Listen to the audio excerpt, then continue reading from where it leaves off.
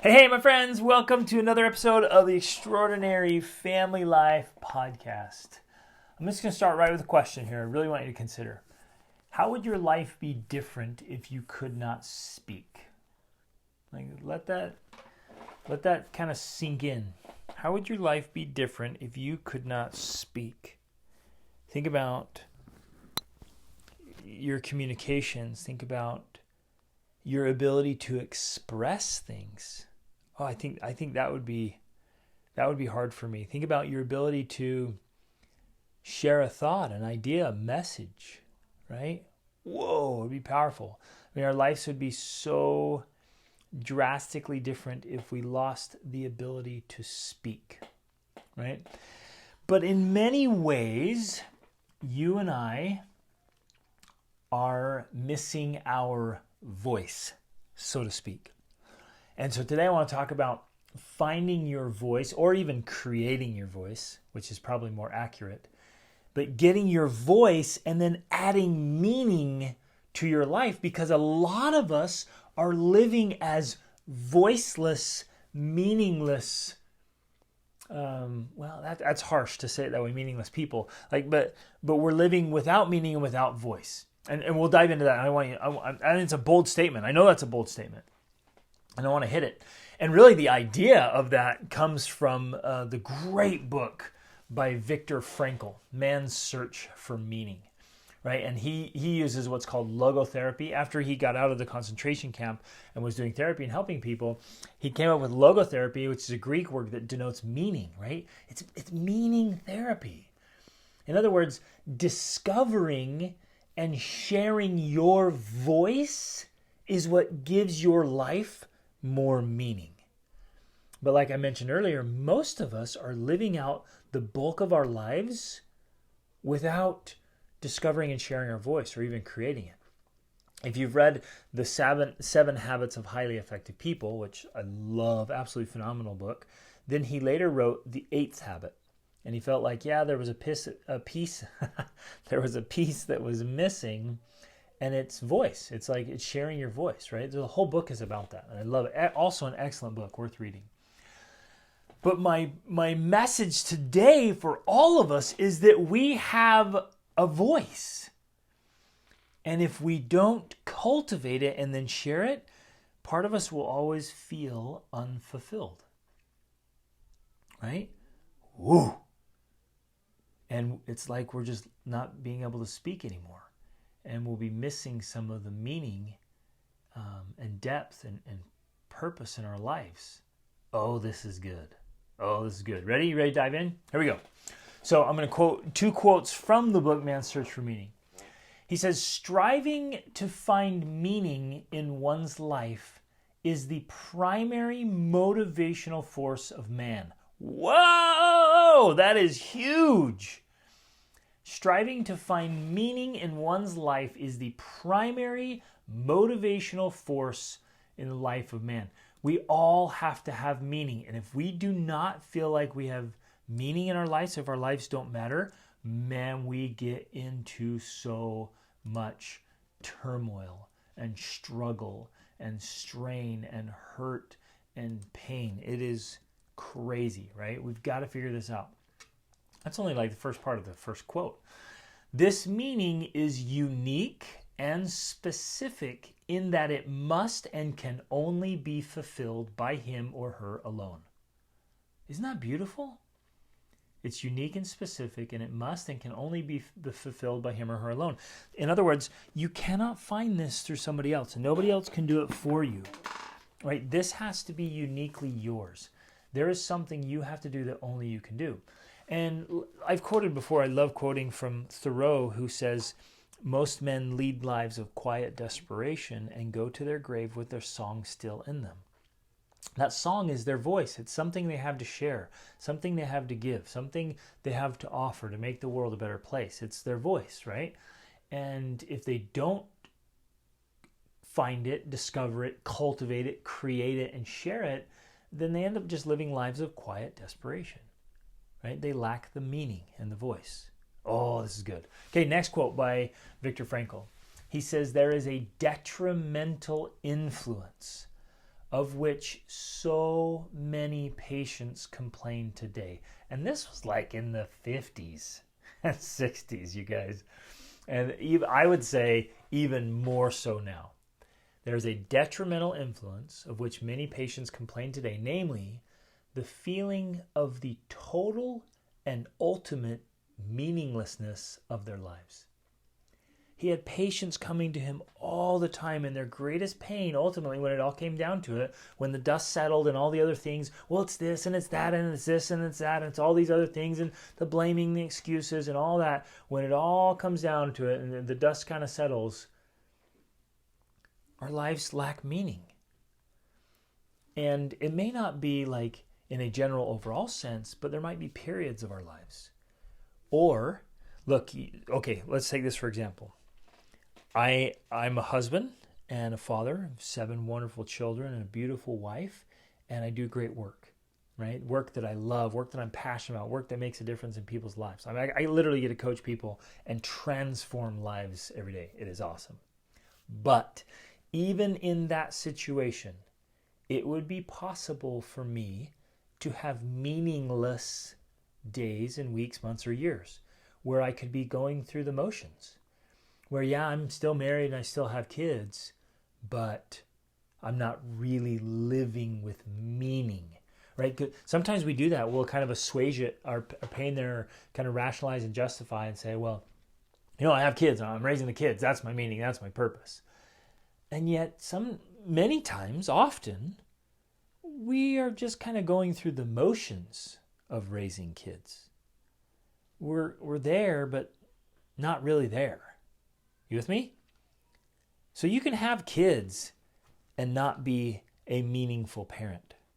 You can be married and not have a meaningful relationship. You can even be involved in good work, meaningful work, and just be disconnected from it, from your own motives, your own engagement.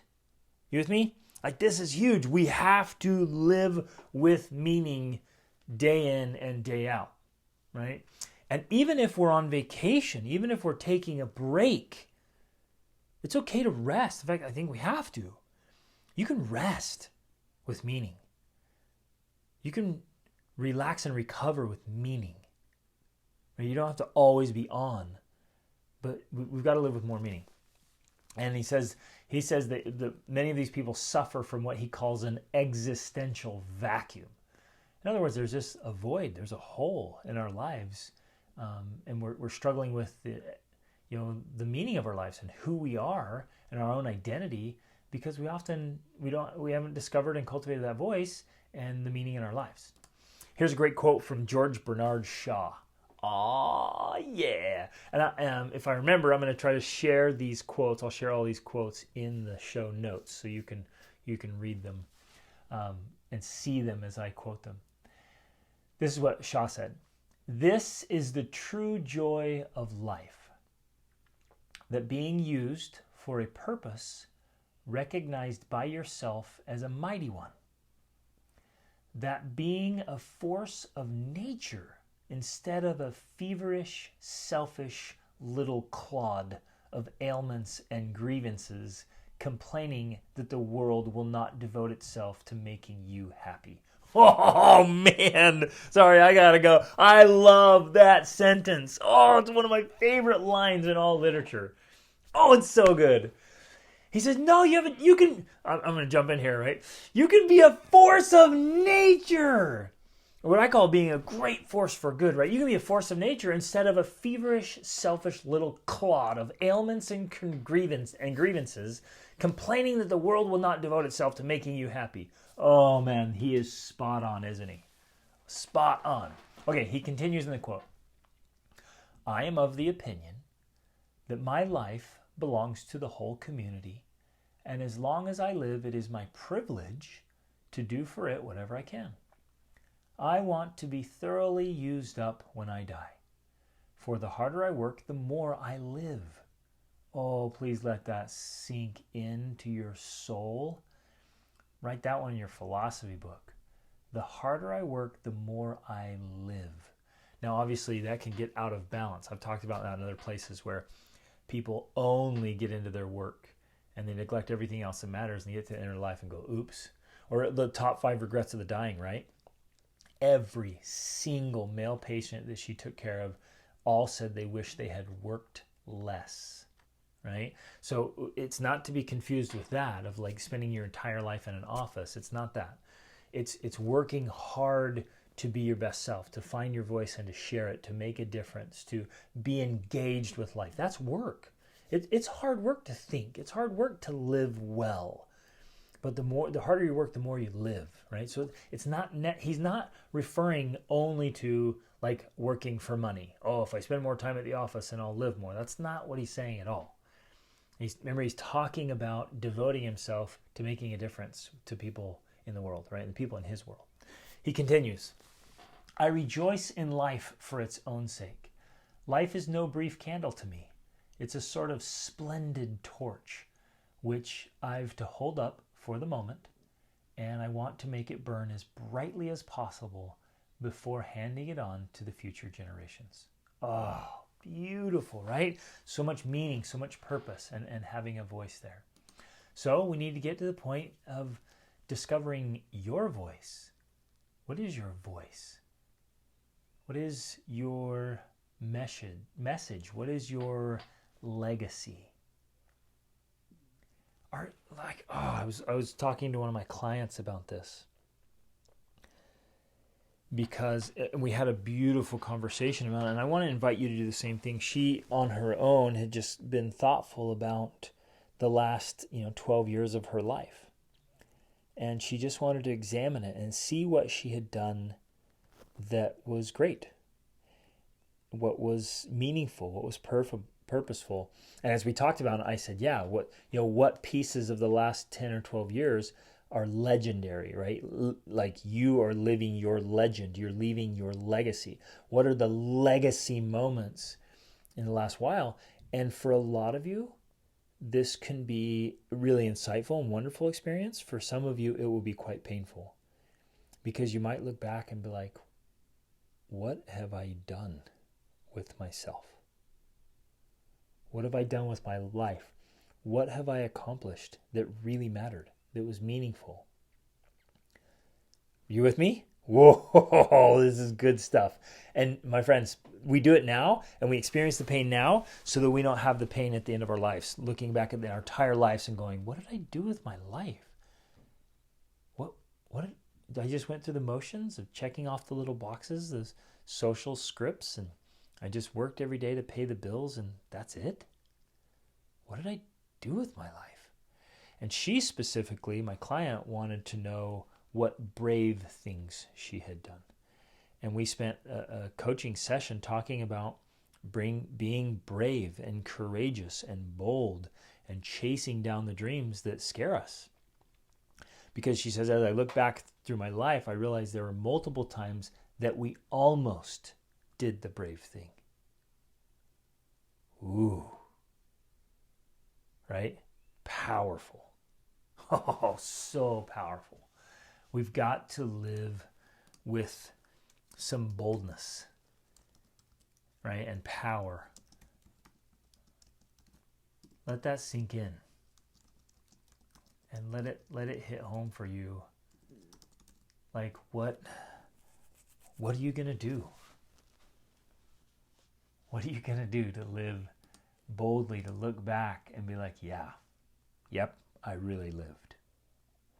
Right? Let me share another quote by Winston Churchill.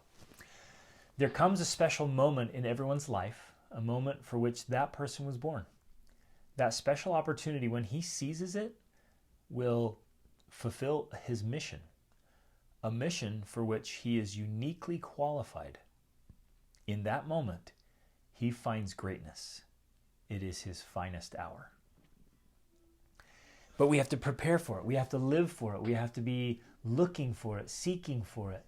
We have to be trying to find our voice, trying to find our message, trying to find our legacy, and not just find it. I think it was also Shaw who said, look, it's not so much about finding yourself as it is about making yourself. And I think the same is true for your voice. You might have some discovery moments, some aha, like, this is it. This is the thing that lights me up, right?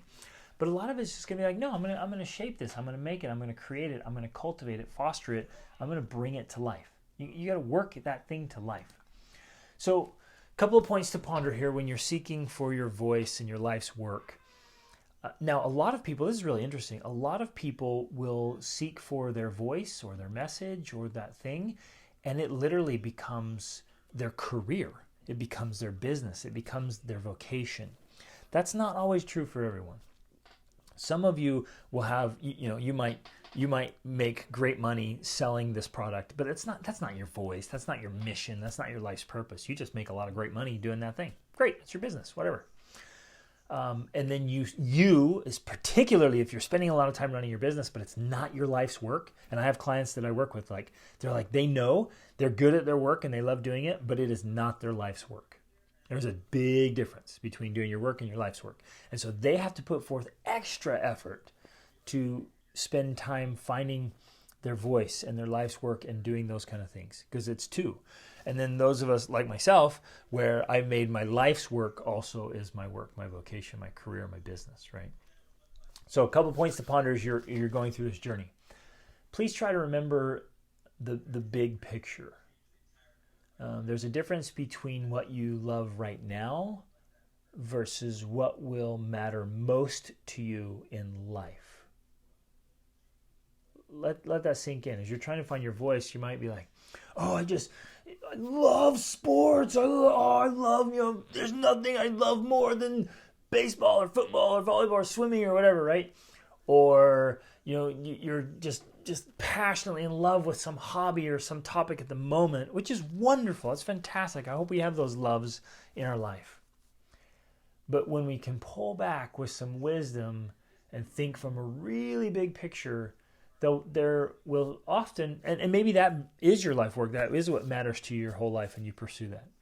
Very often though, you find that when you have a longer term perspective, there are things you love and then there are things that matter most to you in life. Ooh. Another thing to consider with the big picture is how your voice will affect others. As you're finding and we can call this, you guys, we can kind of, your purpose, your passion, your mission, but your voice, consider how it'll affect others. What effect will it have? Some end up pursuing their voice to the total neglect of their health, their family, their relationships, their spiritual journey, other things like that. So remember the big picture. And this is why Rachel and I, we get so passionate and fired up about this. There's so much out there. The vast majority of the messages out there are all about success for the individual. That's really what it's about. Even personal development and professional development, it's all about success for the individual. And you can succeed and you can achieve this and you can get all that. And we're like, whoa. Where's the focus on success for the family? So when you succeed, the family succeeds, right? And that doesn't happen by default. You might say, it just naturally happens. If I succeed, then my family succeeds. Not true. If your family's not part of the picture, then they're not part of the picture. And if they're not part of the journey, then they're not part of the journey. If you don't make them a part of that, if you don't have when you're pursuing your purpose, your mission, your passion, your voice, make sure it includes your family, right? Or at least they're coming along in the journey with you and not being neglected because of it. And there's even some people out there that will tell you it's okay to neglect your family to pursue your voice or your thing, and I just disagree.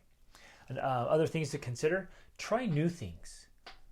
A lot of good people don't have a clue what they're passionate about or what they could be good at because they don't do anything. They just haven't tried enough things. So try lots of new things that that you're unfamiliar with, and I would guess that for most of you there's some things you've always wanted to do but haven't done. And I would recommend doing them. Go try it. Go out and try everything you've ever thought about trying. Just give it a whirl. Expose yourself to all kinds of new and great things. Another thing to remember is that you might have more than one voice, more than one mission, purpose, or passion. It could come either either simultaneously, like, yeah, I have a voice about this and I have a voice about that. That fits with ours, like under the family umbrella. We're all about family, right? Just helping people live extraordinary family lives.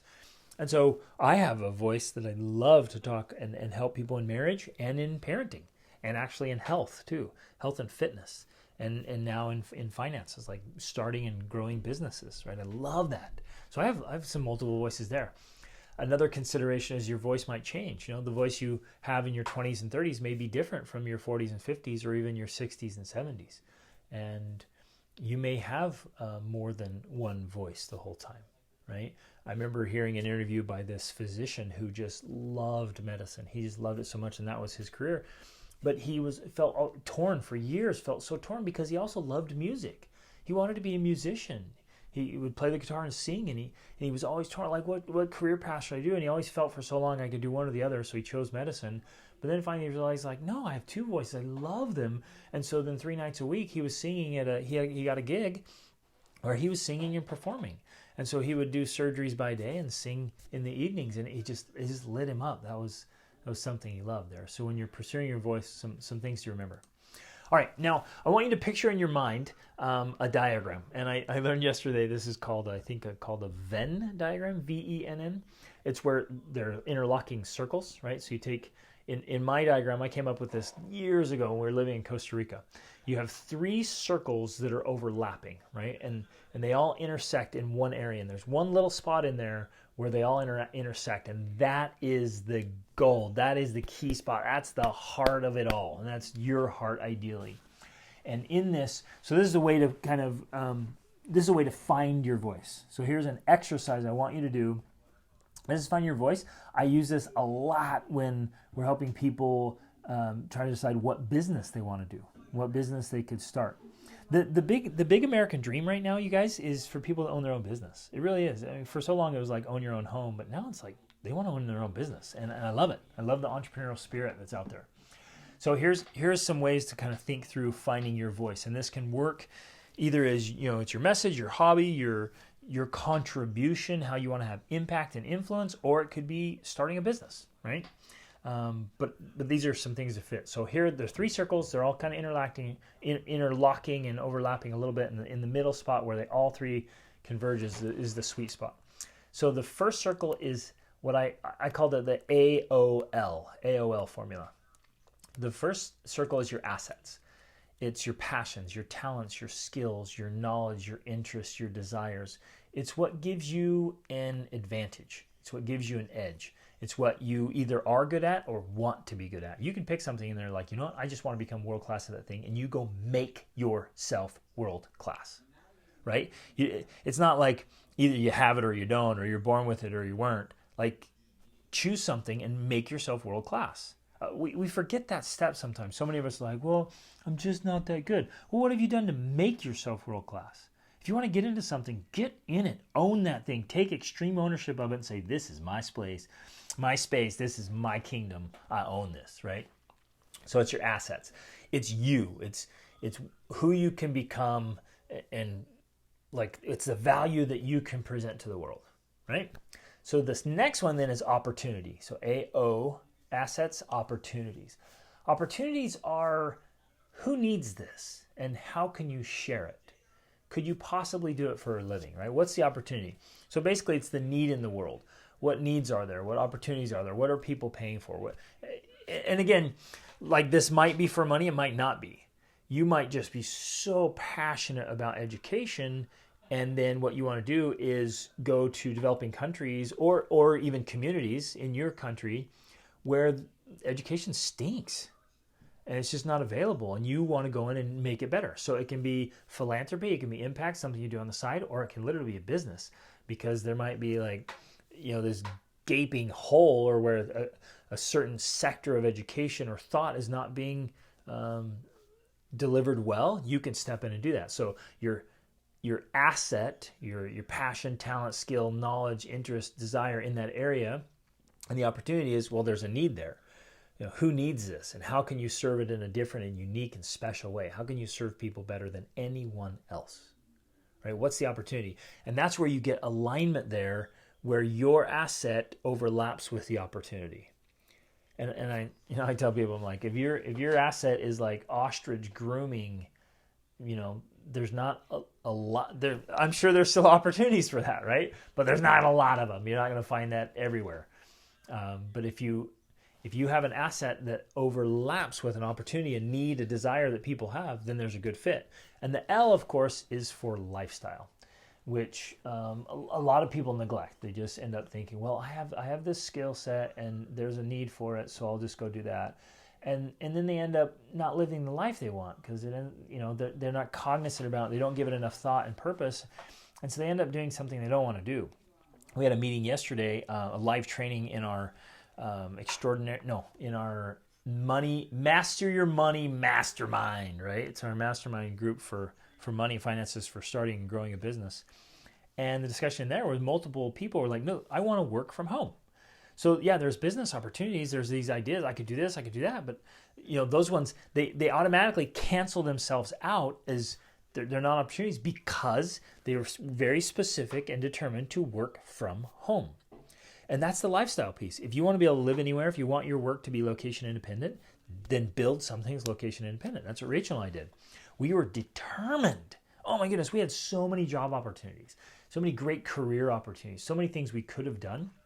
I literally turned them down. I walked away from them because it didn't fit with our piece. We wanted a business that was location independent so we could travel and have experiences and we could live life on our terms. And so we worked and worked and worked until we built a business that is location independent.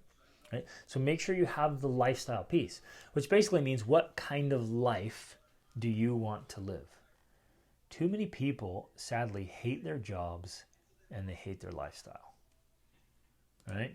Okay, so here's I'm going to throw this in here. Here's a personality list that somebody else put together. I got this from a book.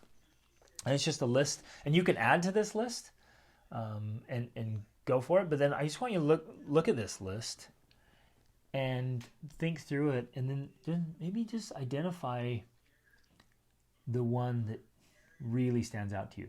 And you're going to do the same thing with assets and opportunities.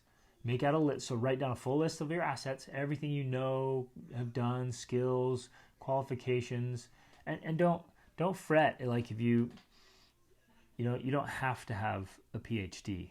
I heard Tony Robbins recently say, he's like, I have a PhD in results, right? And so you can get training and competence. You can earn your merit, right? Your meritocracy by your results. So don't think you necessarily have to have those things, but think through it and say, what do you do well? And don't see yourself. So many people struggle seeing themselves in a distorted view. Either they think they're way better than they actually are, or they think they're way worse than they are. And they think, I have nothing to offer. And you're like, are you kidding me? You're so good at that. Like, you're so good. I would hire you because you're so good at that, right? And so think through that. So here's the personality list. I'm just going to read these and write down the ones that really stand out to you. Like, yeah. All right. So it's leader, it's administrator, operator, to be a wise person, a faithful person, healer, technology, art, miracles, vision, languages, service, musician, entertainer, peacemaker, government, writing, creator, speaking, teaching, family, warrior, comforting, a prince or a princess, a messenger, an adventurer, animals, nature, and you can add to that list. But what are the ones that stand out to you? What are the ones that are just like, that just lights you up? Like for me, speaking and teaching light me up, family lights me up, warrior lights me up, adventurer lights me up. Those are the ones that just like, I like that. That feels good, right? And a leader. So identify the ones that really light you up, and then try to narrow it down to like, if you had to just pick one. If you had to just pick one, what would it be? Which one really resonates with you?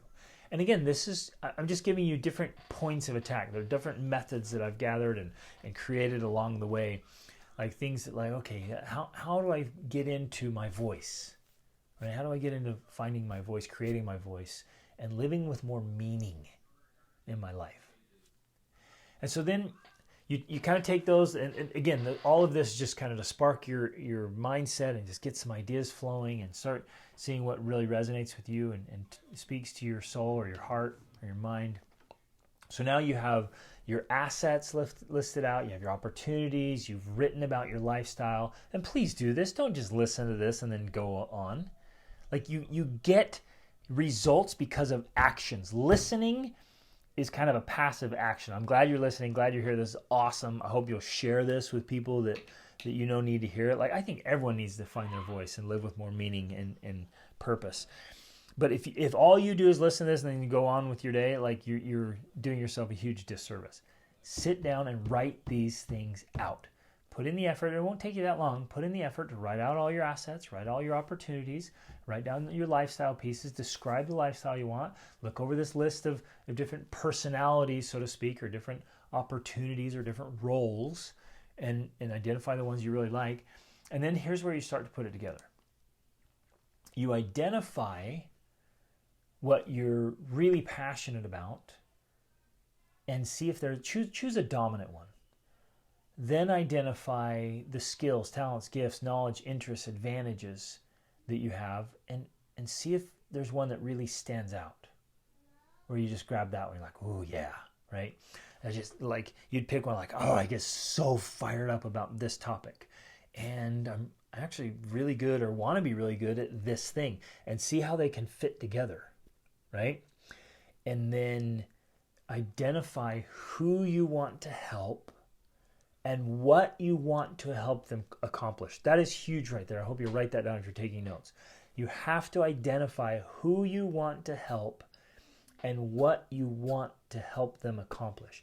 Now, many of you, it might be your children.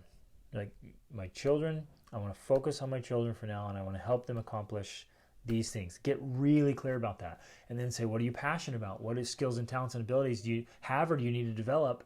What's your voice in that thing? Some of you might want to change a community or build an audience, or some of you might want to change the world. But you have to get clear about those things. And then you can put it into a statement, right? That really says, look, my purpose, my voice in life is to use my, XYZ skill, talent, ability, knowledge, whatever that is. So my voice, my purpose, my passion, my mission is to use that, driven by my passion for whatever your passion is, right? If it's something just lights you up, get so excited about it, to help people blank. Help them what, right? And so you can literally formulate this sentence and like, wow, this is fantastic, right? You start building this and putting it together. Some of you are just so passionate about growing healthy food for others, right? So your passion for healthy food and your skill set of raising, my good friend raises natural fed meats, right? And others, organic gardens or whatever, that's one of them. So your skill with plants and animals, your passion for healthy food to help people live better, right? Live healthier, live longer. There's your thing. Or your passion for teaching, right? Your skill of teaching with your passion for self-love, for education, for innovation, for making things better, for solving problems. I had a new coaching client I met with, and he is so passionate about solving problems. He literally loves seeing how he can take something and make it better. He loves that. That's his passion. He has a skill set. He puts those together, and then who can he help, and what does he help them accomplish? So there it is, my friends. It's really powerful. This is like finding your purpose, finding your voice, cultivating it, creating it, making it happen, right? Bringing it to life. It's not going to happen for you, and it's not going to happen automatically, and it's not going to be easy. But you bring it to life, and then, like Viktor Frankl was telling us, we can live with so much more meaning. Instead of having this existential vacuum, we have a voice. and we can share it with the world. So do this work, do the mental work first, and then get to work and forge this stuff, like make it happen, bring it to life to live more purposely, more meaningfully, more awesomely, because awesome is always an option, my friends. Reach upward.